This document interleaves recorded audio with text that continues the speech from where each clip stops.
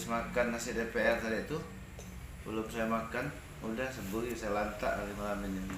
Jadi supaya tidak ingat Indomie lagi. Kemarin kan tadi malam kan Indomie ya kepala. Ini udah tidak boleh. Sekjen tuh marah, sekretariat jenderal tuh marah kalau banyak makan Indomie. Maksudnya ambil rokok aku bapak. Enggak. Suka gaya bapak nih. Iya kak. Enjoy ya. Apa namanya? Bukan. Apa namanya? Relax. Relax. Ini dah memasukkan orangnya. Oke. Yang penting ilmunya Pak. Insyaallah. Saya sebenarnya ada lagi nulis tadi, cuman belum selesai. Saya mau ekonomi politik pembangunan ya. Memang mata kuliahnya evaluasi, tapi karena salah tempat jadi kita bawakan ekonomi politik. Ada artikel saya, Kalbar tidak terpilih hanya siap jadi kota satelit ibu kota negara. Ini apa? Ibu ketua kelas tuh ada kada? Masuk kada? Tadi jumpa di kantor. Bu Nyemas kenapa? Iya. Pengasap Pak. Sibuk dia mau menikahkan anaknya katanya. Ya. Nah, Kalbar tidak terpilih hanya siap jadi kota satelit ibu kota negara. Saya tidak tahu masih relevan kah ibu kota negara tetap mau dibangun Pak Jokowi kah? Nah, ada perkembangan ini Pak, informasi. Perkembangannya kira-kira setelah pandemi ini, ya sekarang negara kan ngurus pandemi. Tadi saya marah-marah di DPR itu, ya seperti saya jadi anggota dewan lah. Jadi saya melihat kawan-kawan di eksekutif itu menyusun rencana pembangunan daerah itu tidak gigih gitu. Nah, salah satu alasan dari perubahan RPJMD kita itu adalah adanya COVID-19. Tetapi di dalam teksnya itu program-program yang muncul hampir tidak ada, sehingga saya agak protes. Nah, justifikasi yang mau kita buat itu seperti apa? Kalau alasan perubahan RPJMD itu adalah COVID, sementara pertimbangan tentang COVID tidak dimasukkan. Apalagi program-program. Mungkin saya share saja ya. RPJMD itu. Tapi tidak bisa, saya harus buka dulu. Baru bisa saya share. Kalau tidak saya buka, tidak bisa di-share. RPJMD perubahan. Oke, saya buka.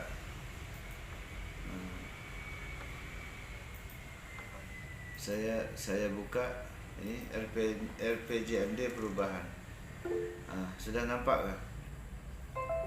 Ya, jadi dokumen setebal berapa nih? Dokumen setebal 369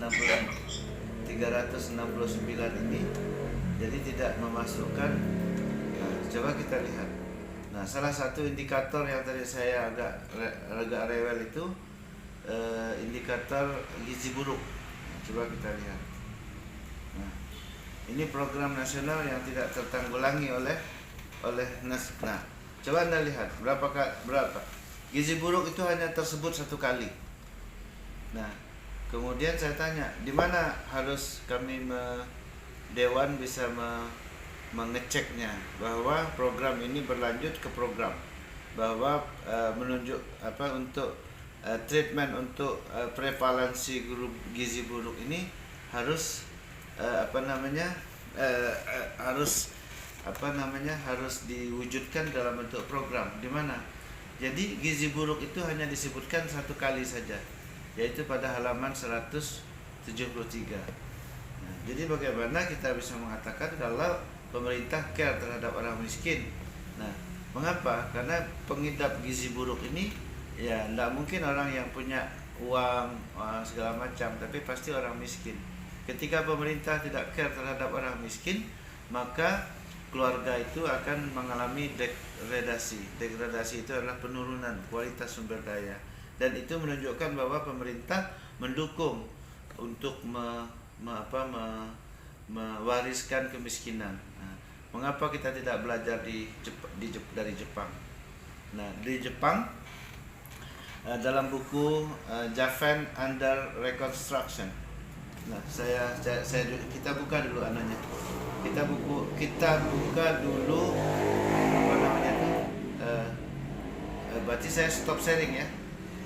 Nah, jadi saya agak marah tadi malam dengan kawan-kawan di DPR. Jadi tidak mungkin kita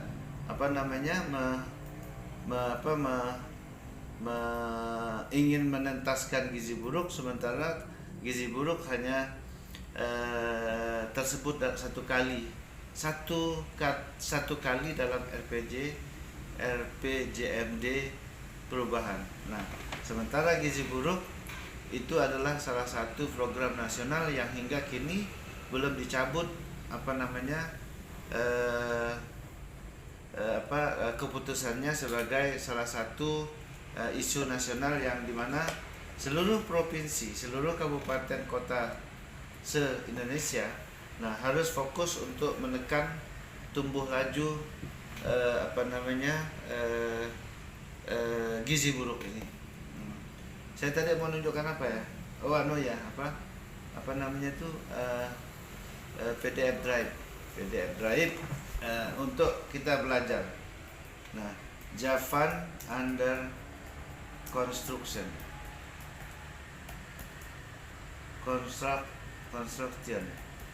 Jadi ada buku yang ditulis, saya lupa sebentar saya tulis. Tapi saya sudah pernah baca. Bukunya warna merah. Oke, langsung dapat. Langsung saya download aja. Toh juga download di kantor ini enggak pakai WiFi, gratis semua. Enak.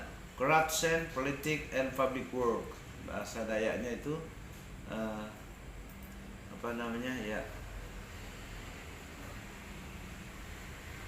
saya coba, I try to open my file. I still download the book. The title is Japan Under Construction. Okay, it is downloaded.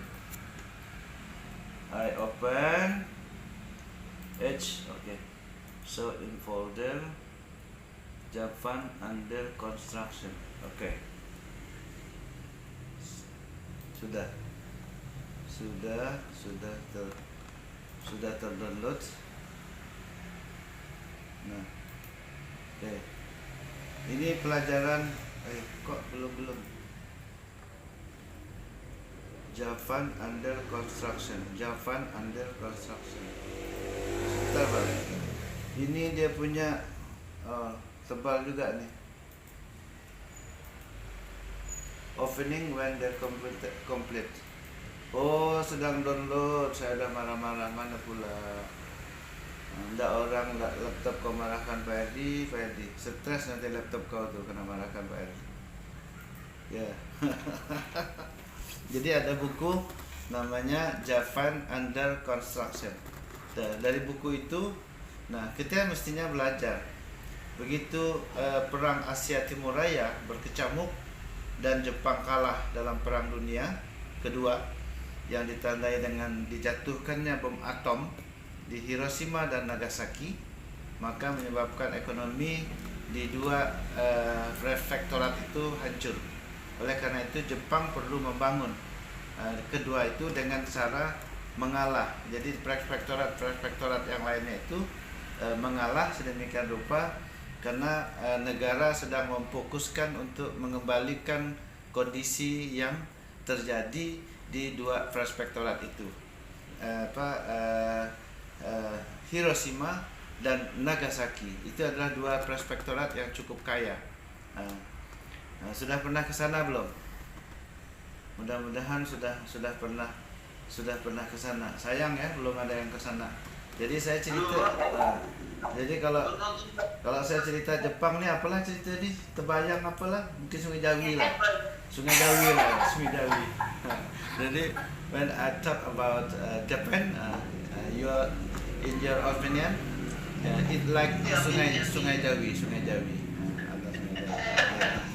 Tapi Sungai enggak. Jawi itu berjemas Pak, Sungai Iya. Jawi. Sungai Jawi sana sikit. Oke. Tapi enggak apa-apa, tapi ada pelajaran. Jadi begitu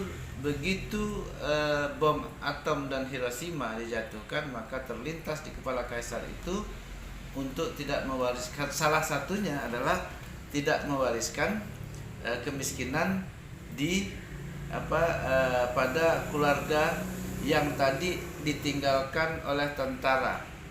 Nah, jadi yang berperang itu kan biasanya orang laki. Nah, sehingga meninggalkan anak istri di sana. Begitu jatuh bom di Hiroshima dan Nagasaki, maka banyak anak-anak tentara yang bapaknya ikut perang Asia Timur Raya tidak memiliki bapak. Nah, jadi banyak mak janda lah di sana tuh. Nah, itu jadi pikiran kaisar. Oleh karena itu kaisar kemudian berpikir bahwa mereka harus diselamatkan, hidup dan keturunannya harus diselamatkan. Mengapa bapaknya itu adalah membela negara sedemikian rupa sampai mengorbankan nyawa. Nyawa saya tukar dengan emas di Pak Paniraman, mungkin tidak mau. Ada tidak di antara kita yang mau nyawanya ditukar dengan apa? Jadi kalau you dapat gunung Paniraman dirubah Tuhan menjadi emas, tapi kalau kucabut nyawamu, kita tidak mau kan? Nah, tapi tentara Jepang dengan komitmen yang tinggi mencoba untuk berkomitmen untuk memenangkan perang itu, sehingga Jepang diharapkan bisa menjadi penguasa dunia kan pada saat itu. Tapi nasib berkata lain, Jepang kalah oleh tentara sekutu sedemikian rupa sehingga kaisar berkesimpulan mereka harus diselamatkan, terutama anak-anaknya. Jadi kaisar kemudian mengadopsi anak-anak tentara Jepang yang bapaknya sudah meninggal karena perang. Nah, konsekuensinya adalah tidak boleh ada sekolah yang tidak menerima anak adopsi Jepang, anak kaisar itu. Nah, itu yang pertama. Yang kedua, Jepang kemudian setelah mengadopsi, maka kaisar menyekolahkan seluruh anak-anak yang diadopsi itu sampai ke perguruan tinggi, bahkan sampai kerja. Nah, ini hebatnya Jepang. Nah, jadi sehingga kemiskinan itu stop di generasi itu, sehingga yang selanjutnya jadi anak itu jadi eksis. Anak-anak yang pada saat ditinggalkan orang tuanya karena perang tadi, yang meninggal karena orang tuanya meninggal, itu tetap lanjut pendidikannya, tetap lanjut gizinya, tetap lanjut segala macam, dan bahkan karena dia diadopsi sebagai anak kaisar, jadi semangat Bushido-nya itu lebih tinggi, bahwa saya harus sukses, saya harus menjadi orang Jepang sejati karena saya adalah anak kaisar, di mana anak seorang dewa matahari kan. Nah, gitu kira-kira.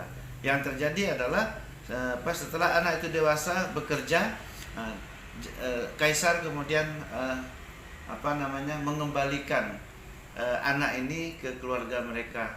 Tapi setelah mereka berdaya, oleh karena itu kemiskinan terputus, tidak sampai diwariskan. Nah, kita kembali ke RPJMD tadi. Nah, kita terbalik, justru itu tadi. Jadi saya agak marah tadi itu, ya saya anggap bahwa komitmen kita untuk menyelesaikan persoalan gizi buruk itu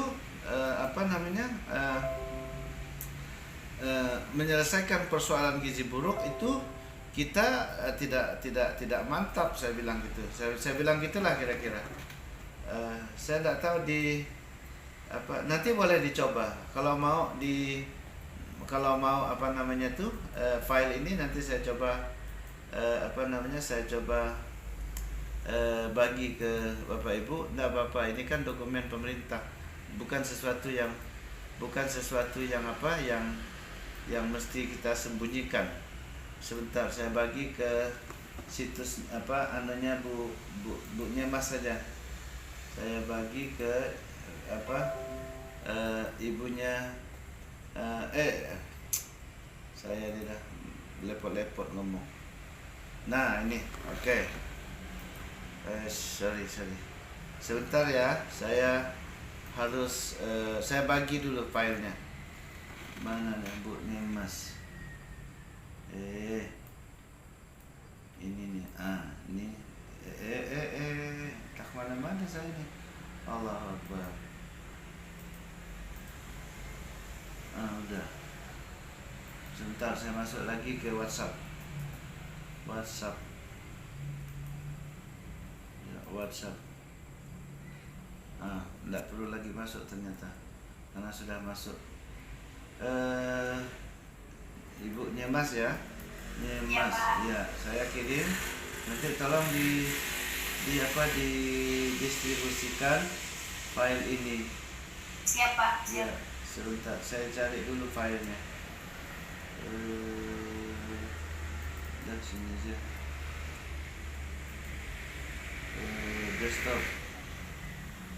Desktop namanya itu mana ada tadi namanya itu, kemana aja file itu, sebentar. Save as desktop RPJMD perubahan. Oke, sudah ada namanya, desktop RPJMD perubahan. Ini dah ketemu barang tuh. Tenang aja punya Mas, santai aja. Lah gak boleh. Saya tadi sore ketemu Bu Nyemas. Ternyata wajah saya lebih ganteng waktu di screen begini katanya. Ya, ditanya sama Pak Dekat tadi, mana ganteng Pak Edi di screen atau di aslinya. Ternyata lebih ganteng di screen katanya. Ya mungkin karena pencahayaan agak gelap-gelap. Download. Oke, saya juga bagi buku. Ya, saya sudah bagi bukunya. Saya balik ke presentasi, berhenti presentasi. Nah, ini dia bukunya. Nah, jadi kita harus belajar dari sini. Apa yang saya yang saya bagi? Apa yang saya bagi bang? Kayaknya belum. RP JND Pak. Oke. Saya berhenti dulu berbagi. Saya mau berhenti. Itu nanti tinggal di saja. Japan under construction. Ya, Jepun.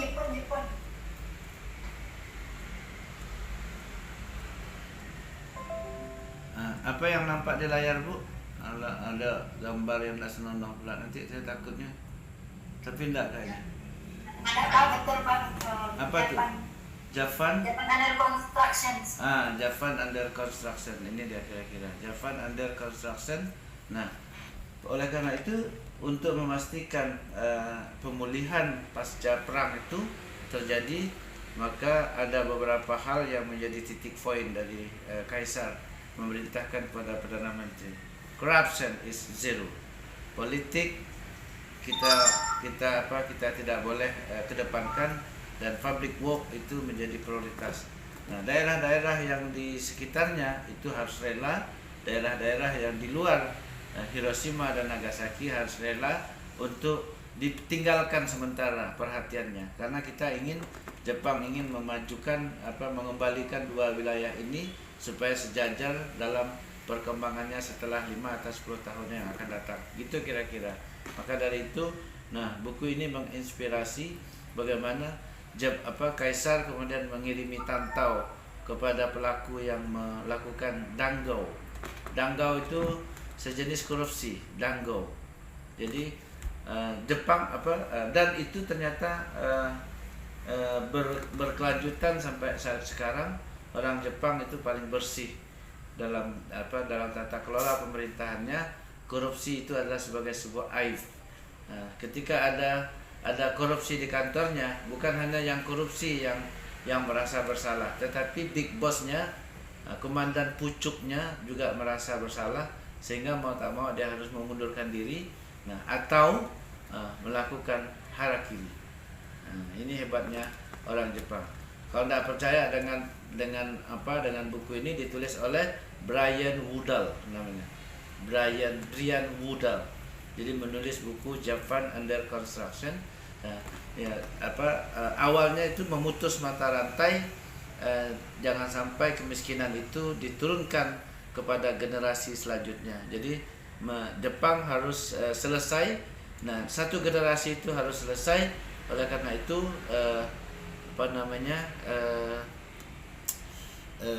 anak-anak korban perang Jepang itu diadopsi oleh kaisar untuk selanjutnya digenahkan kehidupan mereka. Itu kira-kira betul kata Cecak. Cecak itu betul ya, padahal dia tak sekolah, dia dengarkan kita bercakap, lalulah dia bilang betul. Tapi tak apa-apa. Cecak di kantor saya itu kak bunyi dia. Dia bilang betul. Padahal dia tak baca buku tu. Yang baca buku saya ngoceh gini-gini, dia bilang betul. Memanglah itu. Cecak. Ada mahasiswa kita kecil sekali. Bukankah? Bukan. Mana tadi yang anak kecil itu? Anaknya Pak Tekad kah? Iya, mana tadi ada tu? Si Kak Long ke Kak Ngah tu? Nanti ada Pak Tekad ikut wisuda tu Pak. Iya, itu tadi ada mahasiswa yang kecil. Baik, itu yang pertama dari RPJMD tadi.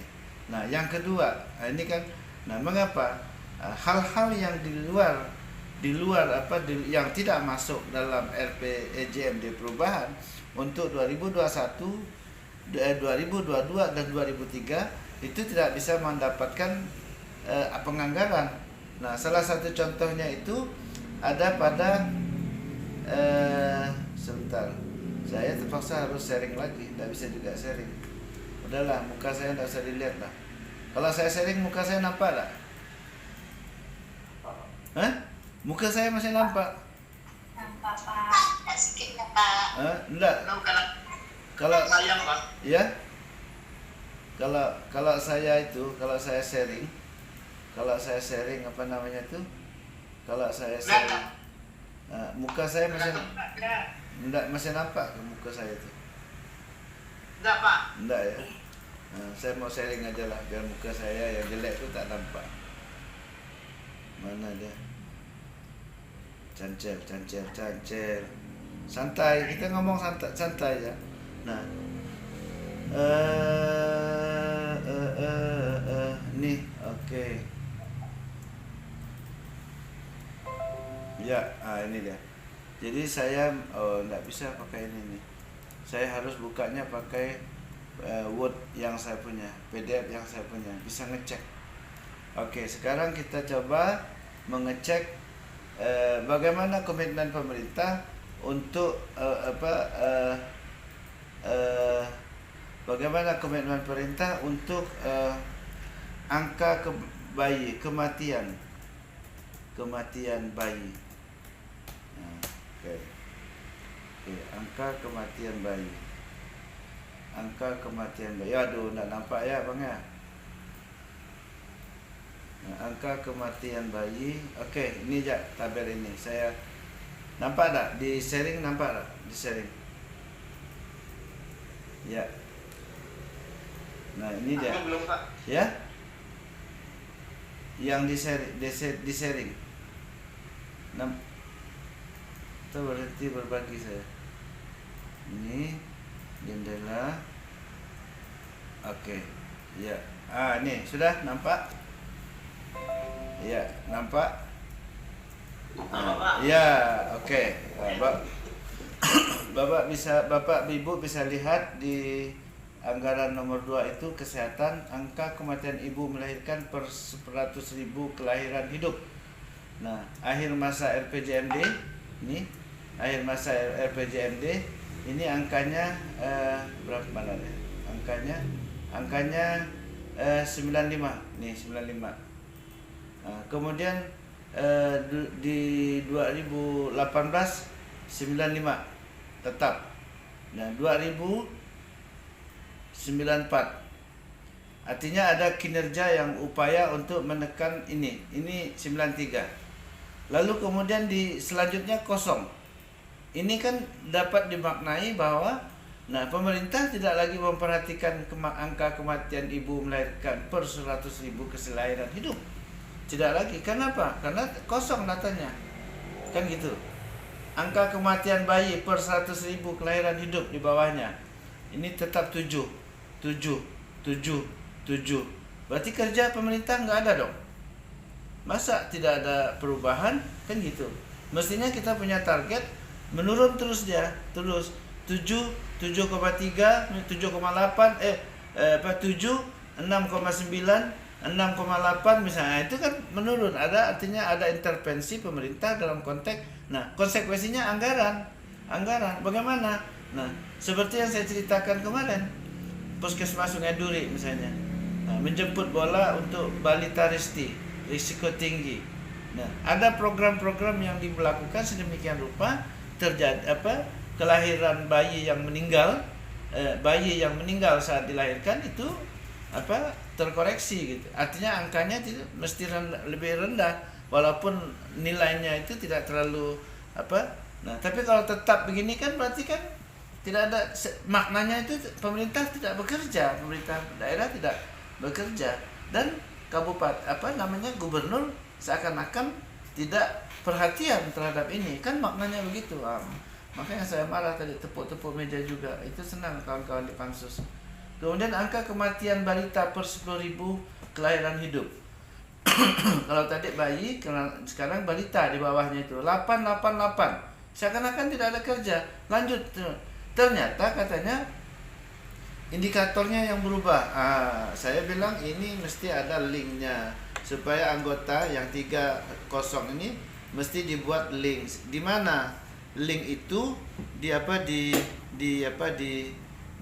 diperoleh sehingga orang tidak mengklaim bahwa ini adalah komitmen gubernur yang rendah terhadap perhatian terhadap kematian ibu melahirkan, terhadap kematian bayi, terhadap kematian balita.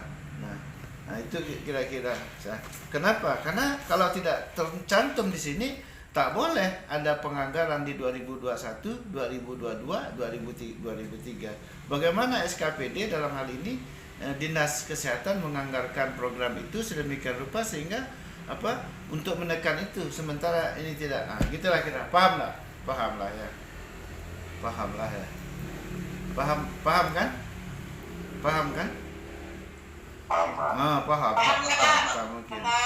Tinggal dicek lagi. Makanya tugas saya hari ini adalah mencoba untuk menemukan secara sistematis mana-mana saja yang harus dilakukan perubahan sedemikian rupa. Jadi tidak boleh tidak lagi. Jadi akhirnya Kepala Dinas Kesehatan nanti akan kami undang Bapak untuk jadi narasumber. Bukan soal itu Pak, karena kalau narasumber itu biasalah, mana-mana pun narasumber, besok pun narasumber kan. Tapi kita ingin komitmen bahwa kita ingin menunjukkan bahwa pemerintah tetap care terhadap persoalan-persoalan publik yang tidak hanya diwujudkan dalam bentuk perhatian, tetapi juga dalam bentuk program dan kegiatan yang konsekuensinya itu adalah pada anggaran pendanaan gitu, kira-kira seperti itu. Apalagi tadi bidang pengangguran, juga demikian bidang pengangguran. Sebentar saya ambil mana saya bidang pengangguran. Kemudian perubahan ini kan bidang pengangguran. Mengapa bidang pengangguran? Bidang pengangguran itu terjadi signifikan pengangguran karena COVID-19 itu terjadi pengangguran yang luar biasa, pemutusan sebentar mana HP apa? Where's my phone? Where I put? Dipakai kalau saya HP-nya dipakai. Ada di sini, Pak. Ada di ini. Jadi Sebentar. Saya tadi langsung komunikasi sama Peter. Ada tak anunya Peter? Ada tak apa namanya datanya? Ternyata datanya ada. Ini dia. Kalau begitu save image as desktop saja. Iya. Oke. Sekarang saya buka anunya. Mana dia? Meet. Berhenti berbagi. Nah, kita lihat data tentang pengangguran. Inilah yang mesti harus diselesaikan oleh pemerintah daerah dalam beberapa bulan ke depan. Nampak tak sharing saya? Ya, nampak tak sharing saya? Ya, nampak tak sharing saya? Nampak, Pak. Oke, kita lihat dampak COVID-19 terhadap penduduk usia kerja menurut jenis kelamin dan daerah tempat tinggal di Provinsi Kalimantan Barat Agustus 2020. Ini luar biasa. Pengangguran karena COVID-19. Laki-laki 22.152 orang. Perempuan 11.070. Daerah tempat tinggal 23 daerah tempat tinggal menurut daerah jenis kelamin sekian, tapi yang jelas totalnya 33.222 orang itu menganggur karena dampak dari COVID. Ini kan pasti angkanya akan besar. Mengapa? Dan harus ada intervensi yang dilakukan oleh pemerintah untuk mengatasi persoalan ini.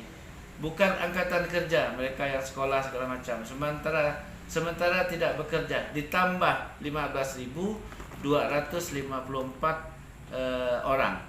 Nah, sehingga penduduk yang bekerja mengalami pengurangan penduduk yang bekerja, tetapi pengurangan jam kerja itu 269.212. Yang data terakhir paling ujung Pak, total. Sehingga sedemikian rupa total general mereka yang menganggur akibat COVID itu 326.208 orang. Nah, penduduk usia kerja 3 juta sekian. Nah, 8,60% dari penduduk Kalimantan Barat. Dari 362.000. Sekarang kita sekitar penduduk kita itu sekitar 5 juta. Nah, ini kan mesti membutuhkan program. Di mana program itu kita cari? Maka dari itu saya protes terhadap ini enaknya kita sudah punya sistem kan. Saya mulai protes mulai dari halaman 23. Saya bilang kenapa ini kesehatan, ini yang tenaga kerja, pengangguran. Nah, saya mulai protes mulai dari halaman 3 terus naik halaman 4 terus naik halaman 2 halaman 4, terus naik halaman 30, halaman 29, halaman 68. Jadi secara sistematis tuh sampai halaman 212, halaman 335 sampailah. Nah, apa program yang harus dilakukan oleh pemerintah daerah untuk mengatasi dampak ikutan dari COVID ya, di mana terjadi pengangguran terbuka sebanyak 326.208 orang. Nah, ini mesti ada. Kenapa? Nah, dari 6 triliun itu, nah berapa yang mesti kita anggarkan untuk 2021, 2022, 2023. Jadi estimasinya. Jadi misalnya kalau sekarang APBD kita 6 triliun, maka kira-kira berapa yang dianggarkan untuk menyelesaikan persoalan tenaga kerja yang terdampak akibat COVID ini. Nah, gitulah kira-kira. Jadi ekonomi politik pembangunan inilah real action dari ekonomi politik pembangunan. Berkah juga bagi mahasiswa. Nah, saya diberi tugas oleh Pak Rektor menjadi tim yang melakukan perubahan terhadap RPJMD 2018-2023. Jadi berkahnya apa? Jadi saya bisa melihat ternyata banyak hal yang harus kita lakukan. Nah, sehingga nanti hari Senin saya menjadi harus saya bilang sama sekretariat DPR kalau ini harus lebih nih gajinya. Dia bilang nggak bisa hanya tenaga ahli, jadi harus tambah narasumber, jadi bisa 2 kali. Kalau di dalam sidang itu namanya tenaga ahli, nah karena di luar sidang dia harus bekerja, bukan ahli tetapi narasumber, jadi harus 2 gajinya. Ketawa Pak Pansus. Baik Bapak Ibu, kita ini kita sudah berapa lama? 47 menit sudah kita kuliah. Saya mau satu lagi, saya mau berbagi. Udah, ini saja. Saya mau berbagi tentang koneksi pupuk. Sudah pernah saya bawakan enggak koneksi pupuk? Belum, Pak. Ya. Belum Pak, belum. Oke, jadi Bapak Ibu silakan nanti di-download di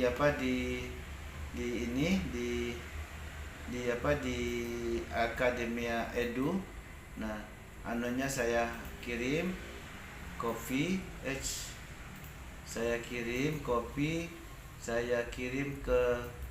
chat. Ya, saya kirim ke di chat aja. Nanti tinggal di download ya. Jadi judul paper saya yang saya tulis itu adalah koneksi subsidi pupuk. Nah, koneksi subsidi pupuk mana dia? Downloads. Mana dia? Download. Notang. Ya, mana dia? Oke. Continuous. Ya, baik. Nah, kita terpaksa kembali ke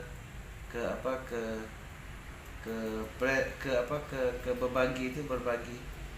Kita harus kembali ke layar berbagi. Ya. Jadi seorang analis ekonomi politik pembangunan kalau menganalisis satu kebijakan ya seperti ini Pak. Bapak Ibu silakan. Bapak Ibu download. Sudah nampak Bu? Bapak Ibu sudah nampak? Allah sayangnya. Sudah, Pak. Sayangnya rokok saya habis enggak saya hisap. Sayang. Saking asiknya ngajar, rokok dihidupkan tapi tak dihisap. Saya gantilah. Ya. Jadi ini adalah satu contoh makalah bertajuk Ekonomi Politik Pembangunan. Jadi koneksi subsidi pupuk dan kebijakan impor beras. Kita bisa sampai dengan artikel ini diturunkan, belum pernah ada ahli yang mencoba menghubungkan 2 kebijakan ini secara paralel. Berarti yang pernah menghubungkan itu siapa Pak? Ada tulisannya ini. Ya, saya orang satu-satunya di Indonesia yang mencoba. Iya betul. Jadi ini buktinya. Sampai dengan artikel ini dikeluarkan belum ada pernah ahli yang mencoba menghubungkan 2 kebijakan ini secara paralel. Artinya berjalan bersama-sama. Penulis yang notabene adalah sarjana ilmu sosial dan dosen mata kuliah. Ini saya sebut Ekonomi Politik dan Pembangunan pada program Magister Ilmu Sosial Universitas Tanjung Pura mencoba mencari benang merah. Benang merah yang saya maksud itu adalah koneksi. Kedua kebijakan itu yang saya proposisikan. Pernah dengar proposisi, Bapak Ibu? Proposisi itu asumsi atau hipotesis, gitulah dia beradik lah dia itu. Asumsi, hipotesis itu dia beradik. Cuman lain mak. Kalau yang proposisi itu umatnya itu dari kualitatif. Kalau hipotesis itu kuantitatif. Beda. Jadi lain mak. Bapaknya sama ilmu pengetahuan, maknya aja yang beda. Kebijakan subsidi pupuk tidak berbanding terbalik dengan volume impor beras. Bagaimana jalan ceritanya? Tentu membutuhkan telaah mendalam agar dapat memberikan edukasi kepada masyarakat dan telaah kritis kepada pemerintah. Setelah beras impor masuk, stok beras Bulog yang tadinya 590.000 ton naik menjadi sekian. Jumlah ini menurut Darmin sudah termasuk dengan pasokan beras dalam negeri. Karena stok beras Bulog naiknya tak signifikan, maka dalam rakor 28 Maret diputuskan tambah impor beras 1 juta ton sehingga total 2 juta ton. Dengan angka 2 juta ton artinya stok beras di gudang Bulog aman. Demikian sepenggal pernyataan Menteri Darmin Nasution untuk menengahi kemarahan siapa nih? Kepala Bulog Budi Waseso Buas kepada Mendak Enggiarto Lukito karena mengatakan tidak berurusan dengan gudang Bulog yang penuh. Saya tak ingin masuk dalam cerita di atas, akan tetapi lebih fokus pada analisis subsidi pupuk dan kebijakan impor beras. Yang jelas negeri ini telah mengembangkan tradisi impor beras dari berbagai negara sejak lama, meskipun negeri ini dikenal sebagai negara agraris. Juga pernah ditulis OECD 2006, juga RD menulis di tahun 2000 di tahun yang sama. Sebelumnya penulis telah merangkum kronologi impor beras oleh negeri agraris Indonesia ini melalui artikel. Ini yang saya maksud, ini nih artikel yang saya tanda itu, ini dia, reformasi Bulog menuju ketahanan pangan. Marah orang Bulog tuh, tidak apa-apa. Marah dengan akademisi, tidak apa-apa, tidak akan berdampak. Tapi kalau gubernur yang marah, panjang cerita. Nah, oke, kita lihat statistik tahun 2010 sampai 2014 mencatat impor beras kita sebesar 18 juta 80 ton, Bapak Ibu, kali 1000 nih berarti kalau kilo, dengan nilai devisa 6 ini berapa nih, tak tahu lagi saya nyebutnya, 6 miliar ya, ini 6 miliar ya Pak, 6 miliar 290. Ini bukan dalam rupiah tapi US dollar. Nih. Impor, mengapa orang kebijakan pemerintah kemudian senang dengan kebijakan impor? Because there are behind the import. Nah, it is consist. Ada isinya apa? Money tidak dalam bentuk rupiah lagi, sudah dalam bentuk dolar, sudah dalam bentuk $1, dolar Amerika. Impor beras kita merupakan kelanjutan kegagalan pembangunan.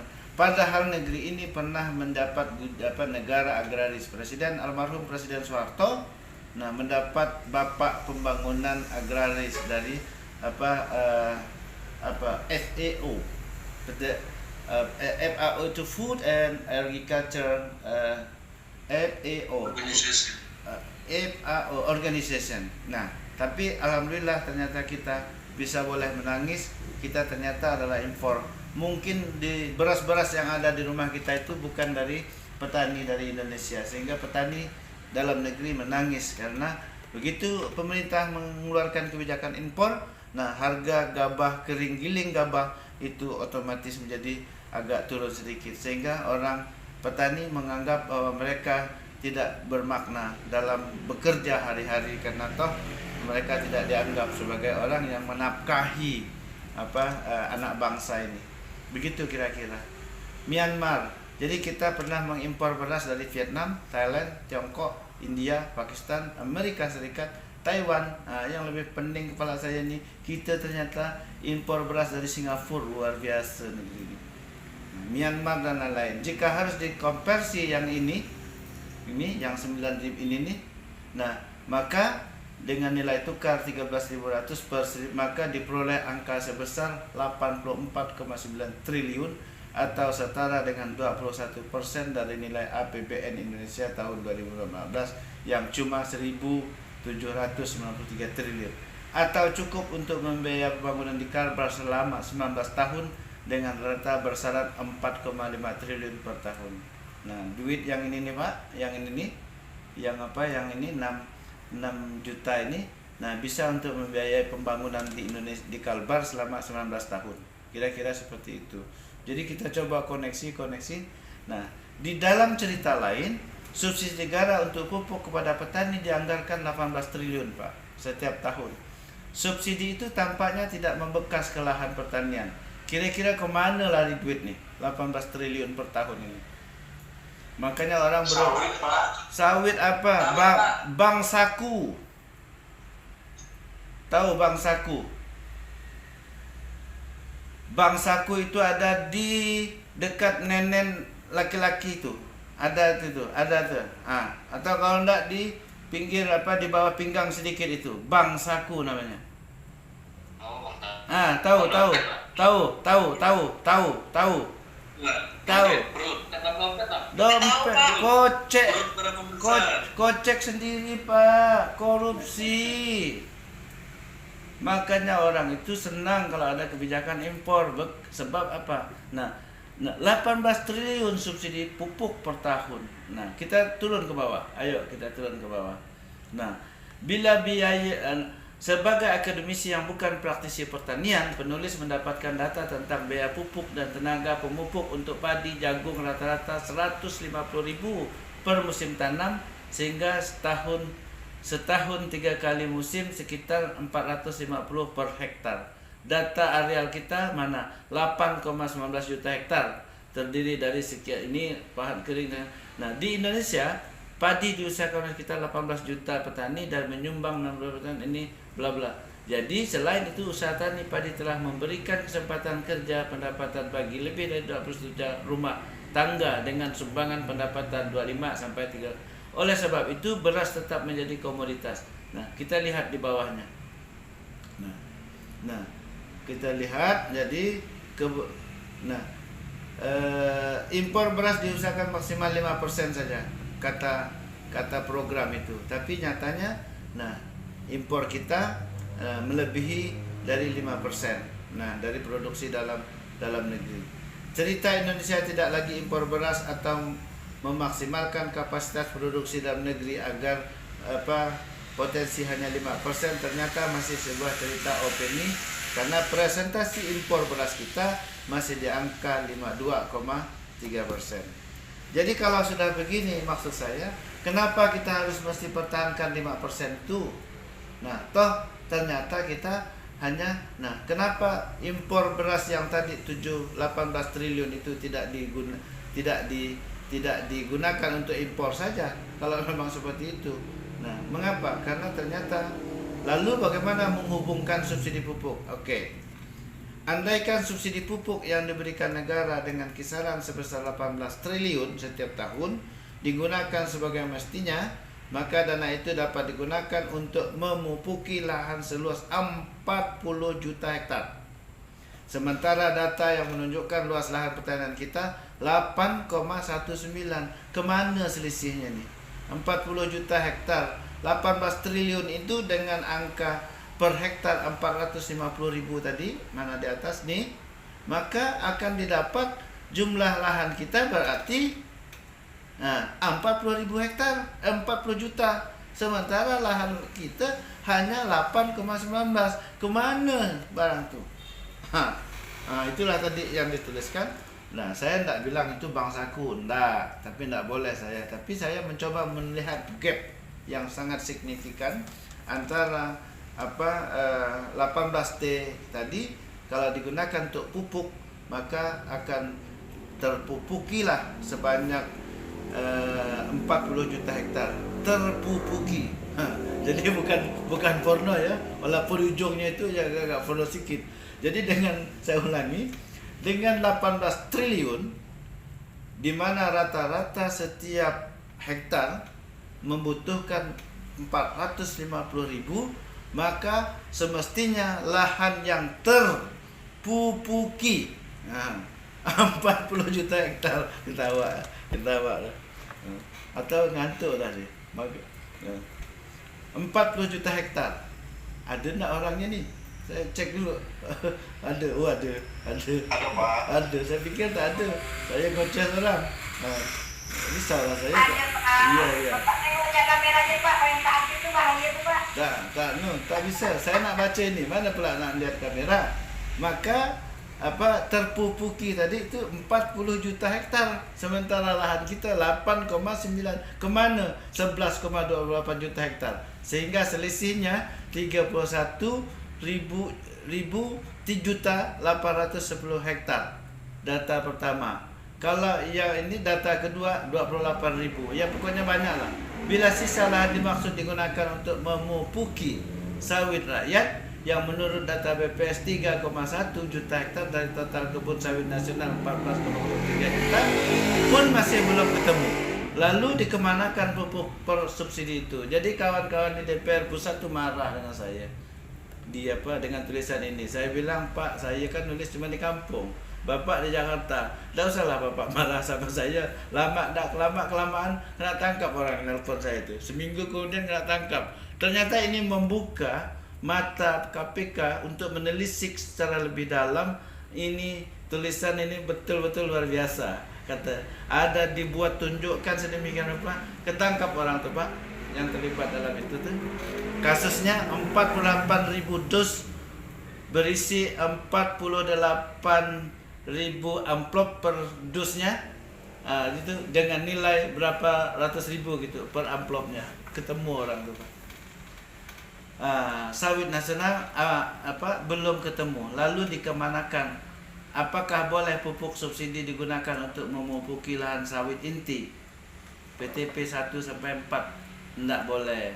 Atau memupuki sawit inti milik PBSN? Tentu jawabnya tidak boleh, karena subsidi pupuk dari negara hanya boleh digunakan untuk kepentingan rakyat, bukan untuk pengusaha atau pengusaha negara. Fenomena inilah yang saya sebut pemerintah telah berbohong. Itu Pak, kira-kira sedih juga saya. Ini tulisan sudah dibaca banyak orang kepada rakyat. Ketika berita atau artikel semacam ini diekspos ke media, pemilik kepentingan dengan mudah mengatakan ini sebagai berita bohong alias hoax, dan penulisnya dapat dikenakan pasal IT. Alhamdulillah sampai sekarang saya tidak kena pasal IT, karena ya logis. Rezim zaman ini dengan mudah menganggap pemilik berita untuk ditangkap, diproses hukum, jebloskan ke penjara ini maksud Pak. Sungguh miris kondisi negeri saat ini. Orang jujur harus rela disingkirkan dan tersingkir. Jadi kalau misalnya saya tidak dipakai, tidak apa-apa. Tapi saya sudah pernah menangkap orang anggota DPR melalui tulisan saya yang kemudian dilakukan oleh KPK. Kalaulah saya yang jadi presiden, ini yang berat. Maka saya akan rinci penggunaan pupuk subsidi itu secara detail melalui Menteri Pertanian. Ketika tidak dirinci, publik boleh menduga pupuk subsidi hanya untuk mengisi bank saku. Itu dia yang tadi Bapak tulis itu, bank saku. Nah itu kocek sendiri maksudnya. Karena produksi beras nasional dalam bentuk gabah kering giling semestinya berlebih, tetapi nyatanya kita tetap memutuskan impor. Ketika dana subsidi itu digunakan untuk padi, maka akan dihasilkan sebanyak 194 udah tidak tahu lagi saya angkanya itu dah. Pokoknya itulah dia. Dan pasti negeri ini menjadi swasembada beras dan tidak perlu impor lagi. Inilah realita negeri kita Indonesia yang oleh Barat disebut Indonesia Betrayal. How Development Fail, sebagaimana ditulis oleh Collins. Pemikiran anak bangsa semacam saya ini tidak usah dipakai karena dapat menggoyang status quo pemerintah yang sedang berkuasa. Ketika pemerintah negeri ini yang subur memutuskan untuk impor beras, semua ribut tentang politik ekonomi dan kepentingan profit di balik kebijakan impor. Dan kasus ini tidak pernah terungkap ke publik secara terang benderang. Padahal pergi kemana wakil rakyat kita yang membidangi masalah ini? Kenapa wakil kita tidak tertarik untuk mengusutnya? Masih terdapat 1001 pertanyaan di benak ini yang tak pernah mendapat jawaban memuaskan dengan hanya membaca data fakta yang disuguhkan pemerintah secara parsial. Ketika data-data itu dirinci sedetil-detilnya, semakin tampak ngaur dan kepentingan di balik publikasinya. Ketika data pemerintah dikoreksikan satu sama lain, maka hasilnya adalah kebingungan. Sebagaimana penulis rasakan ketika menghubungkan antara data impor beras dengan data subsidi pupuk ini. Semoga polemik ini segera berakhir dengan hadirnya pemerintah yang kuat, tidak hanya dalam publikasi data, tetapi juga dalam menciptakan kondisi nyata bagi kemakmuran rakyat melalui ketahanan pangan. Referensi, habis. Kira-kira. Nanti detailnya Bapak cobalah kalau tak percaya. Bapak detail. Ini dia Pak tulisan saya. Ini. Karena apa? Karena saya muat di sini. Mengapa? Karena di koran itu tidak ada daftar pustakanya sampai habis. Nah, tidak ada dosen fisip. Tetapi ini penting bagi oleh karena itu saya muat di sini supaya kita tidak kehilangan jejak akademisnya. Gitu kira-kira. Saya berharap nanti paper yang Bapak tulis ya walaupun tidak sekaliber ini jadi minimal ada menyentuh anulah. Nah, referensi, kita lihat referensi BPS statistik. Nah, jadi gimana Bapak? Tidak boleh hanya Bapak menyentumkan ini. Semestinya Bapak statistik data lahan pertanian tahun 2000 diakses dari pada hari Senin 10 Desember pukul. Itu dia harus nulisnya, Pak. Misalnya ada lagi satu, ada tak yang apa yang oke, Yuwono. Nasi Widya Yuwono menulisnya tahun 2007. Judul artikelnya kesuburan dan produktivitas tanah sawah diakses dari bla bla bla bla bla bla pada hari Senin 10 Desember pukul. Nah, harus seperti itu menulisnya, Pak. Jangan Bapak menuliskan referensi hanya tulisan yang apa nih? Yang apa yang ini nih? Yang biru saja yang Bapak tulis. Tapi penulisnya yang perlu. Ya, penulisnya. Macam saya punya itu kan, yang saya bagi itu kan. Nah, nanti lalu ditulis sumber internet HTTP, salah. Mestinya dibuat RD 2014 judulnya apa. Nah, apa diakses dari gitu dia pada hari, tanggal, pukul. Gitu. Kira-kira seperti itu kalau menulis makalah. Nah, saya hanya menunjukkan, tapi topiknya silakan Bapak Ibu yang menentukan. Tapi saya berharap topik yang Bapak Ibu buat itu adalah yang betul, yang juga punya kualitas. Kira-kira seperti itu. Saya pikir cukup kuliah kita. Kalau tak ada yang mau bertanya, nah, ada yang mau bertanya, silakan. Silakan. Yang enggak, Pak ini malas yang mau nanya, Pak. Kenapa? Pak, saya tertarik dengan pupuk subsidi itu, Pak. Iya, nanti tinggal di download artikel saya sudah bagi di tautan ini. Iya. Kayaknya lebih sharing ya, Pak, ketemu, Pak. Gimana? Kayaknya enak ketemu, Pak, masalahnya. Oh, kalau ketemu bayarannya Bapak tidak tahan sama saya. Nah, bayarannya itu ya si Anu itu sebenarnya paham dia. Jadi kalau ngajak soalnya saya di bidang pertanian, Pak. iya, kalau ngajak ngopi ya mesti Pak minimal harus ada kawannya lagi kan gitu. Jadi tidak hanya sekedar ngopi. Si Hadi itu paham, tapi saya sampai 18 sudah full waktu saya. Tadi besok saja komisi informasi publik KIP itu ngundang saya untuk jadi narasumber. Saya bilang aduh minta ampun saya. Hari Sabtu Dinas Parpora di Disporapar Provinsi Kalimantan Barat Bu Windy itu ngundang saya juga, tapi alhamdulillah tidak mampu saya. Sosialisasi Perda nomor 1 2020 tentang pramu wisata. Bidannya itu kemarin saya. Jadi berharap Pak RD itu jadi narasumber, tapi alhamdulillah lah saya tidak mampu karena memang sudah terjadwal Sabtu Minggu saya di tempat lain, jadi tidak bisa. Nah, tenang saja lah, habis pilkada kita ngopi, mau di mana saya. Ada yang kebetulan saya bergerak di bidang pertanian, Pak. Iya. Jadi banyak Pak Sugianto. Ada kawan nih. Iya. Jadi nanti Bapak coba cek lagi artikel saya terkait dengan itu. Ada saya tulis ketahanan reformasi Bulog itu, Pak.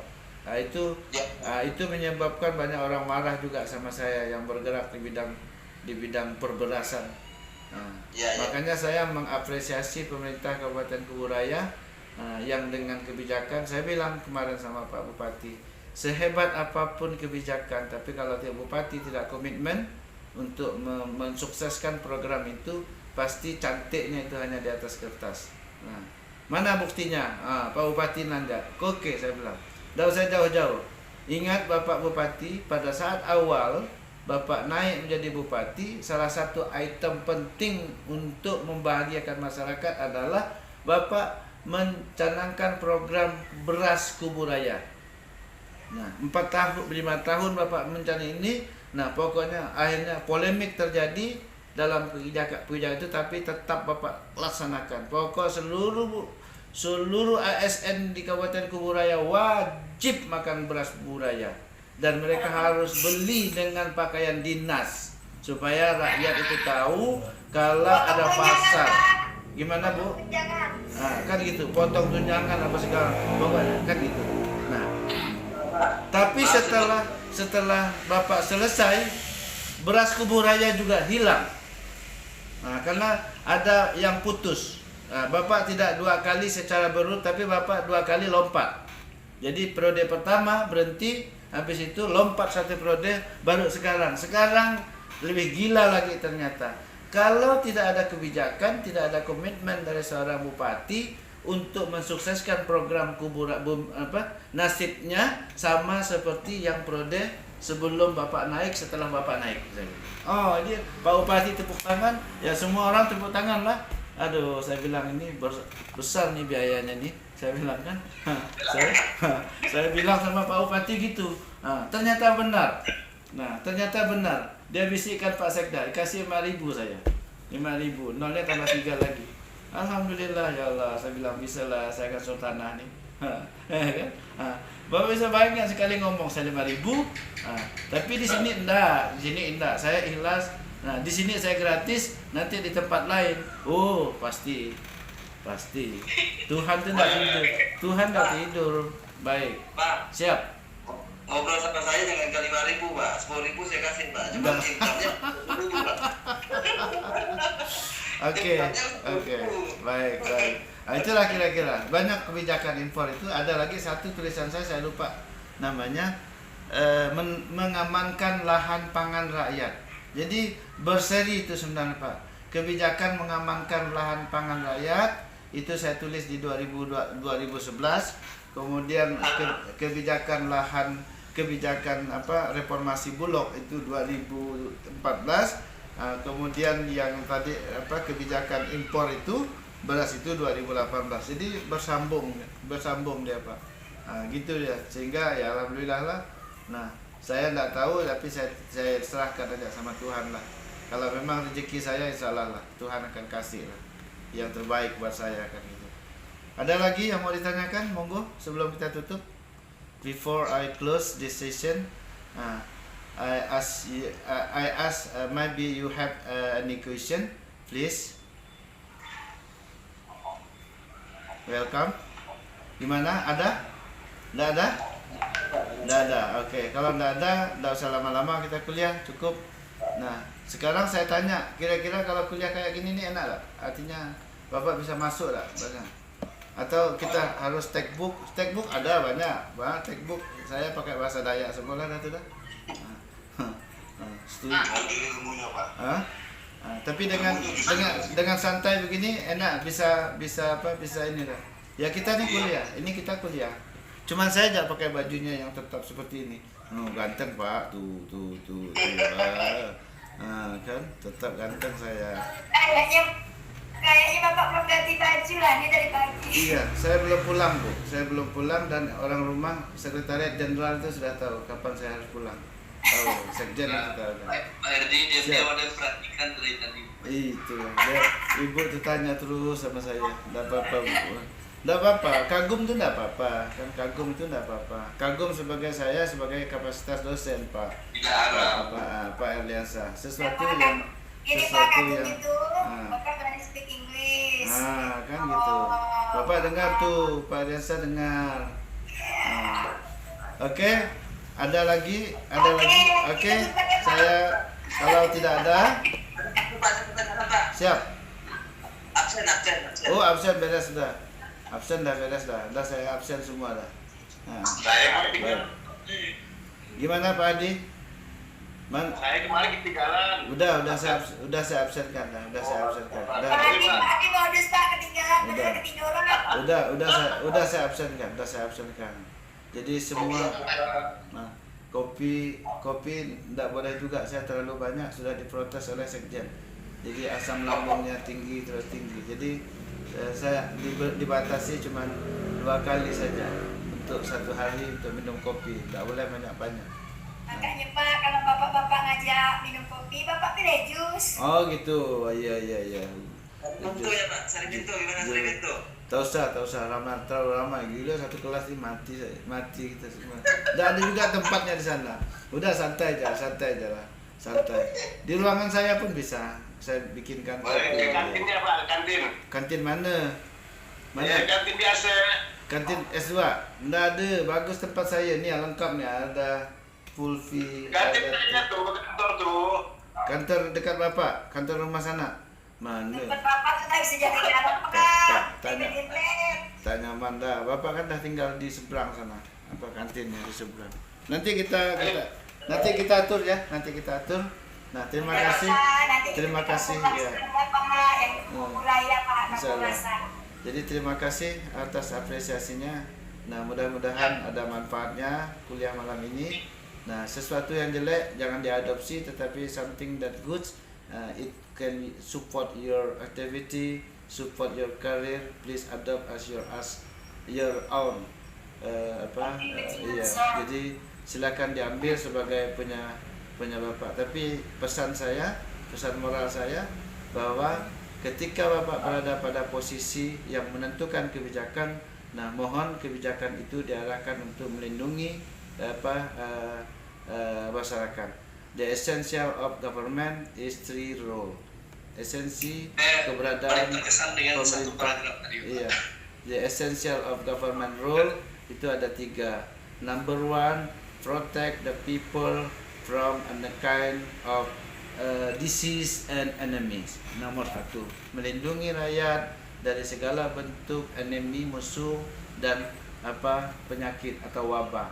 Number 1. Number 2, to create the welfare. Jadi pemerintah harus menciptakan lapangan pekerjaan yang baik. Nah, seperti yang dilakukan oleh Bupati Muda dengan program beras kubur raya, dengan kepung bakul dan seterusnya. Saya tidak begitu tidak bisa detail lagi. Yang ketiga adalah to serve the people with costless. Jadi melayani masyarakat dengan harga yang semurah-murahnya, tetapi kualitas tidak boleh dianggap remeh. Saya pikir itu yang bisa saya sampaikan. Terima kasih. Selamat malam. Assalamualaikum warahmatullahi wabarakatuh. Waalaikumsalam. Izin pamit. Ya. Ya, Pak. Ya Pak.